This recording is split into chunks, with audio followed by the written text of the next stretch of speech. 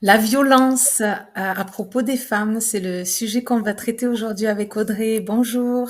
Bonjour Marie-Hélène, bonjour à tous.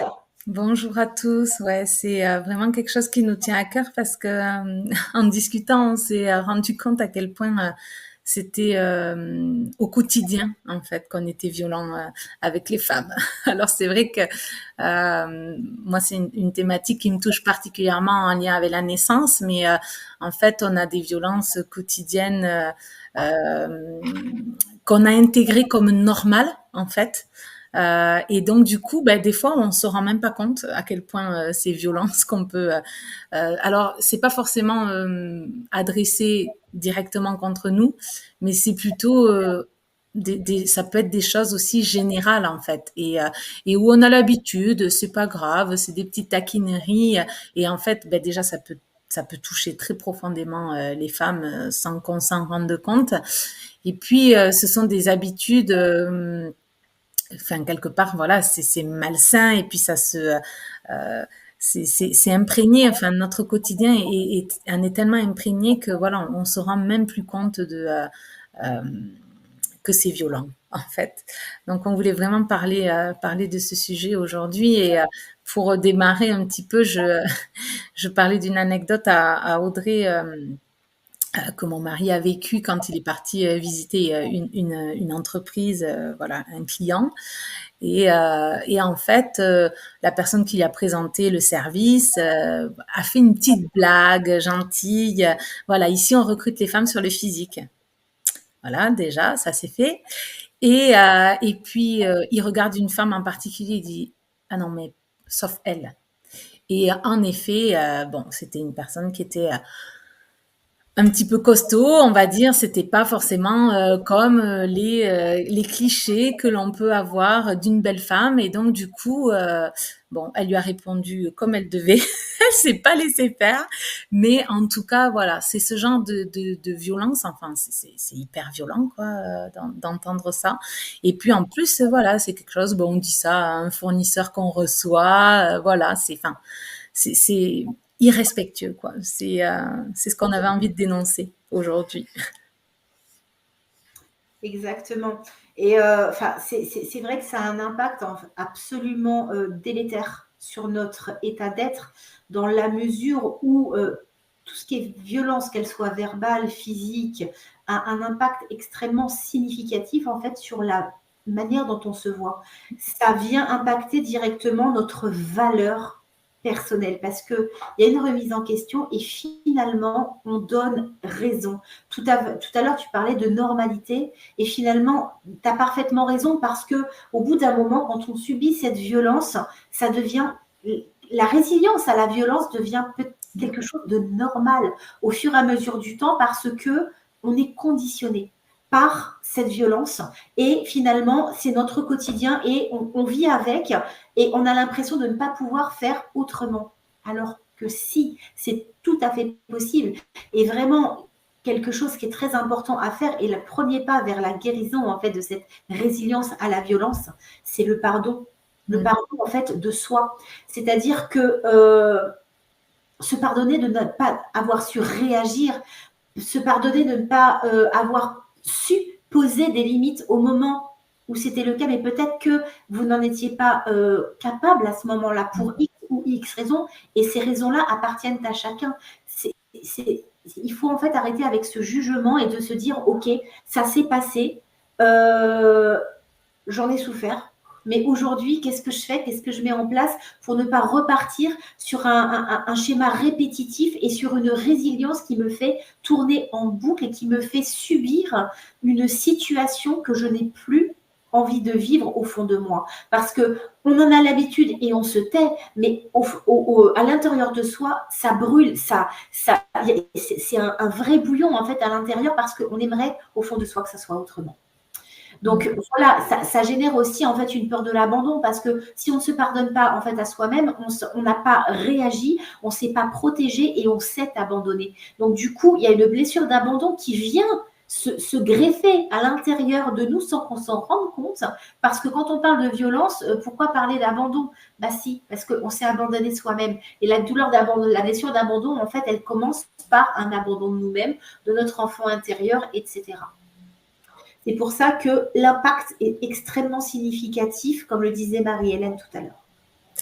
J'ai l'impression que voilà, c'est vraiment la double peine en fait. C'est-à-dire que déjà, bon là pour le cas que j'expliquais, c'est vraiment l'humiliation, on va dire en public, et puis en plus, voilà, la culpabilité de n'avoir pu rien dire, quoi. Voilà. Et ça, c'est vrai. Enfin, je pense que oui, il faut commencer déjà par en avoir conscience, par se pardonner, se dire c'est pas parce qu'aujourd'hui j'ai pas réussi que je peux rien mettre en place pour justement faire en sorte que ça se reproduise plus.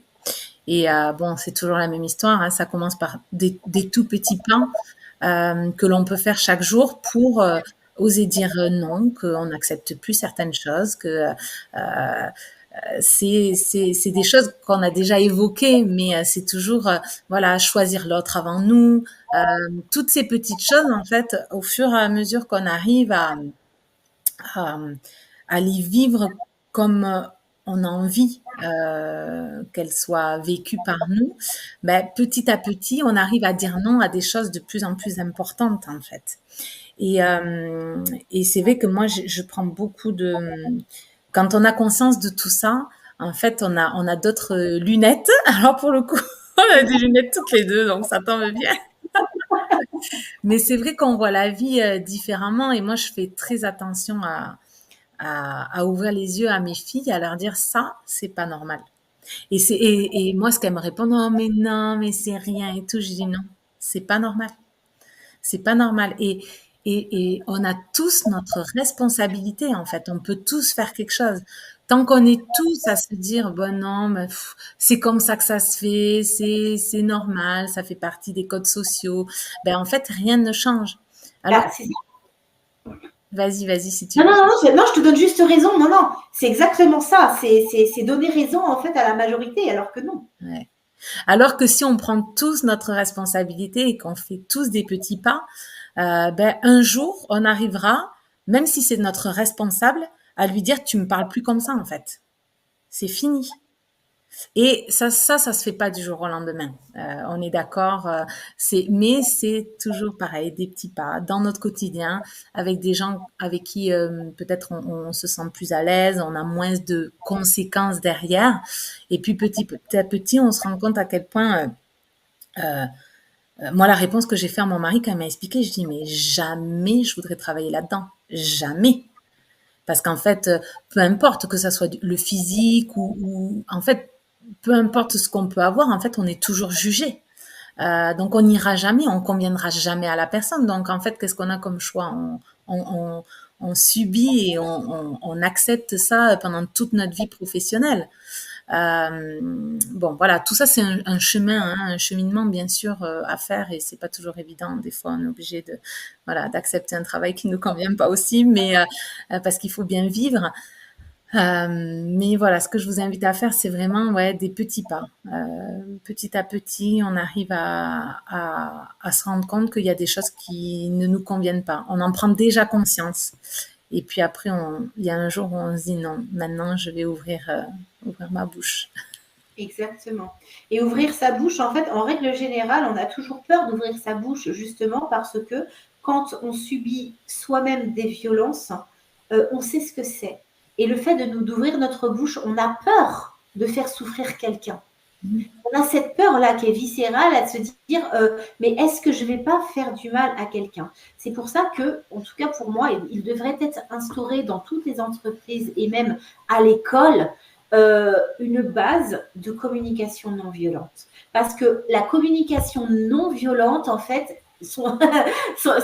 voilà, je ne vais pas expliquer, c'est dans le nom, hein, mais ça permet en fait de pouvoir s'exprimer de manière bienveillante, mais tout en prenant notre propre responsabilité à verbaliser les choses qui nous font mal, mais en toute bienveillance. C'est la base de tout, et je pense que cette culpabilité dont tu parlais tout à l'heure, Marie-Hélène, serait... le voile serait levé sur cette culpabilité si on arrivait à s'exprimer à l'aide de la communication non violente. Ça dédramatiserait énormément de satisfaction et ça permettrait aux femmes de pouvoir oser s'exprimer, oser dire. C'est pas parce qu'on dit que ça ne va pas qu'on est obligé en fait de le dire de la mauvaise façon. Voilà, c'est ça. On a le droit, c'est notre droit le plus propre. On est quand même dans un pays de démocratie. Bon, on va pas rentrer en politique, mais on est quand même en fait dans l'ouverture et dans le droit à l'expression. Et ce droit-là, je trouve qu'on ne le prend pas suffisamment en considération. Et surtout nous, en tant que femmes, parce qu'il est vrai que dans une société quand même qui est très patriarcale aussi, hein, on a quand même un rôle de l'homme qui est surdimensionné un petit peu encore. On en discutait la dernière fois, c'est vraiment un peu c'est cellulaire avec cette éducation judéo-chrétienne. Et par rapport en fait à tout ça, tout ce que l'on subit en tant que femme par rapport au rôle de la femme qu'on avait déjà évoqué, par rapport aux violences sur la grossophobie, tu en parlais tout à l'heure, la misogynie ou ce genre de choses-là, on a beaucoup de choses sur lesquelles on a le devoir de s'exprimer en tant que femme. Oui, et je trouve qu'on participe aussi malgré nous. Des fois, moi, des fois, je me rends compte que je dis des choses, je dis oups, là, c'est les conditionnements qui prennent le relais. Enfin, on est vraiment embrigadé là-dedans, quoi. Ça demande une conscience de tous les instants et un travail, voilà, qui se fait toujours petit à petit. J'ai perdu ce que je voulais dire. Du coup, je voulais rebondir sur un truc que tu disais. Ouais, c'est vraiment très très très présent. Euh, voilà, j'espère que cette vidéo, en tout cas, pourra au moins permettre déjà d'en avoir conscience en fait. Déjà repérer tout ce qui est pas normal, tout ce qui nous fait mal. Ça y est, je me rappelle ce que je voulais dire. Je trouve que la communication non violente, je fais la boucle avec ce que tu disais, c'est que je trouve que c'est difficile à mettre en place parce que justement, ça demande de la vulnérabilité en fait. C'est parler de soi, c'est dire voilà ce que ça fait quand tu dis ça. Et on n'a pas l'habitude, en fait, dans notre société, de parler justement de soi, de s'ouvrir. Et on a l'impression que la vulnérabilité, finalement, c'est s'ouvrir et se laisser atteindre. Alors que c'est vraiment le contraire. Mais pour ça, il faut vraiment le toucher, l'expérimenter pour se rendre compte à quel point, à partir du moment où on est vulnérable, on devient justement intouchable. Exactement. C'est vrai que c'est pas facile, je te rejoins là-dessus, et c'est pour ça que je disais qu'on devrait être formé en entreprise, à l'école, de prime abord, et aussi en entreprise, de manière à pouvoir apprendre à s'exprimer comme ça. Apprendre effectivement à être vulnérable pour reprendre son pouvoir personnel. Ouais. Ouais, et j'ai envie de faire la boucle là avec l'école. Aujourd'hui, enfin, je veux dire, tout ça, c'est tellement ancré depuis notre enfance en fait. C'est que aujourd'hui, on nous empêche de pouvoir accéder à nos propres besoins. Moi, j'ai entendu mes enfants me rapporter qu'il y a quelqu'un qui avait envie d'aller aux toilettes. La maîtresse, elle a dit non, tu attends. Donc, en fait, dès tout petit, on nous apprend à ne pas être à l'écoute de nos besoins. Donc, c'est vraiment tout un. Et puis là, c'est des besoins physiologiques, quoi. C'est même pas des besoins de sécurité. Bon, donc c'est vraiment. Il y a tout à déconstruire et à reconstruire derrière pour justement apprendre à s'écouter et s'exprimer après dans un deuxième temps et voilà, et arriver à faire respecter nos besoins. Exactement. C'était riche. Voilà, très intéressant. C'était très instructif, très intéressant. C'est vrai que voilà, il faut parler de ce genre de choses parce que bah voilà, c'est en commençant en fait à notre niveau à pouvoir en parler qu'on peut en fait éveiller un petit peu la conscience individuelle de manière à, comme tu disais tout à l'heure, faire des petits pas. Ouais, exactement. Merci beaucoup Audrey. Merci à toi Marie-Hélène. Très bonne journée et à bientôt. Merci à tous. Au revoir. Au revoir.